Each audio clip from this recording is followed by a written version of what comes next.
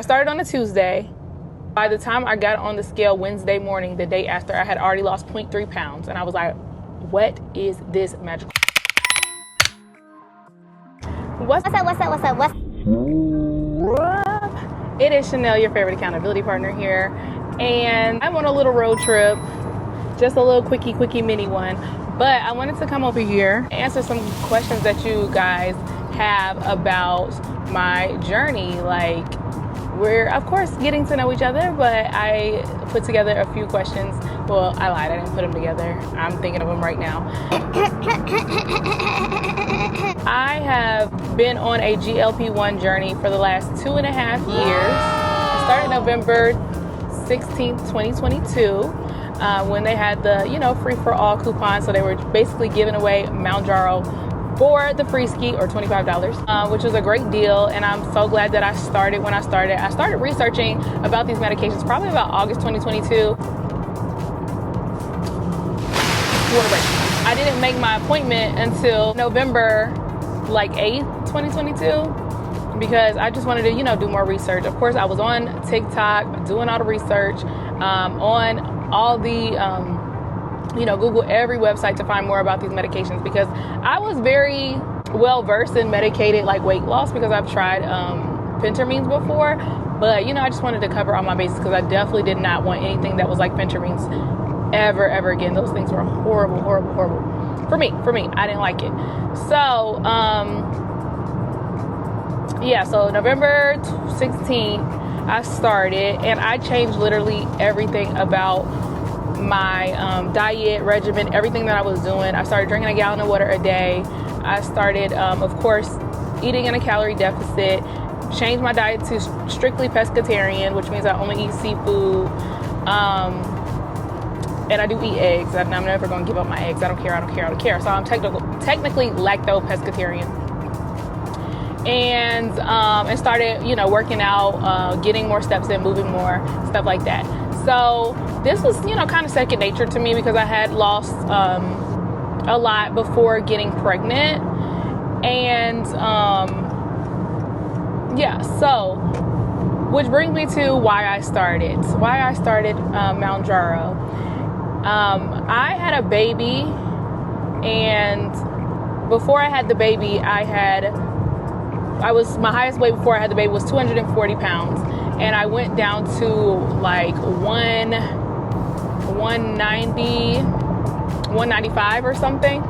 And then I got pregnant. And then I went right back to 240. The day I gave birth, I was 240 pounds. And so that's when I knew obesity was a disease and something was going on. And before that, I was actually diagnosed with insulin resistance. And I just thought I was diabetic. I had no idea what insulin resistance means. The nurse was just she kind of told me on my way out of the door, which was weird. But she was just oh yeah, you're insulin resistant, cut back on carbs, exercise more. And I was like, okay, I'm diabetic. That's just what that means. I don't know. So anyway, I left out, and they never said anything about it again. From a trauma from giving birth, I was diagnosed with arthritis, high blood pressure, high cholesterol, and just a host of issues. And with that brought inflammation, with that brought depression, with that brought a lot of different things that I was just not prepared for, on top of it being 2020 and on top of it being a new mother. So with that being said, after I gave birth, I could not walk, which prevented me from working out. I pretty much worked out my entire pregnancy, well, not entire pregnancy, up to 7 months. And then after I gave birth, I was unable to walk. So I had to have emergency surgery. I had to learn how to walk again, PT, all the things. And it was 2020. So you know what that means, shutdown time. So with that being said, I was trying. I went to my ortho, who was rooting for me. I had got up to 250 pounds in 2021. A year after I had the baby, 2021, I got up to 250 pounds. And my ortho was like, you really need to lose 50 pounds in 6 months, the next time he saw me. And it was that's really going to help with your arthritis. You're putting a lot of pressure on your joints. And I said, okay, cool. See you in 6 months, doc. Needless to say, I did not lose 50 pounds. I don't even think I lost a pound. And But throughout that year, 2021 to 2022, or before I started the medication, I had lost 10 pounds in a year and a half. Naturally. I was, like I said, I didn't want to go back to phentermines, and, just naturally diet and exercise was the only way that I knew how to lose weight. In that time, I was thinking about doing VSG, but didn't really know much about it, but that was the only way that I knew, people could lose a bunch of weight. And anyway, I got on the internet. I guess the internet knew that I was researching about, losing weight, weight loss, and came up across the Mounjaro TikTok. What the hell? Yeah, this is all out of order. Anyway, started Mounjaro, and the day I got on the scale, I started on a Tuesday, got on, the scale Tuesday morning to check my weight, everything. By the time I got on the scale Wednesday morning, the day after, I had already lost 0.3 pounds. And I was like, what is this magical situation? Because I was like, 0.3 pounds, like, I understand weight loss, but I was just like, overnight is crazy. My first week, I lost 6 pounds. First month, I lost 12.1 pounds. Second month, I lost like 8.6 pounds.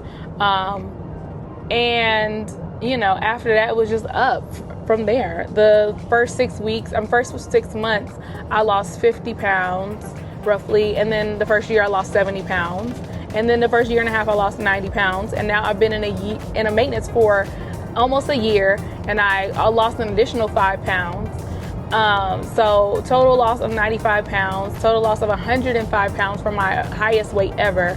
But I started Mounjaro at 240 pounds, and now I am 145 pounds. It's just been amazing to regain back my health, being that I have a young child. And, just for myself, I have a long life to live, and it just wasn't gonna go that way if I had continued high blood pressure, high cholesterol, pain from my arthritis, and also insulin resistance, as well as chronic migraines, all these things, and just like, the bad habits that develop from doing those for years. With that being said, if you haven't started, start research right now, okay? Because not only are these medications, FDA approved for weight loss, they're also approved for heart conditions, heart disease, kidney disease, as well as, of course, diabetes. So this is and they're doing constant research on other things as well. So the science is developing, and I'm just so glad that I started, because we're here now.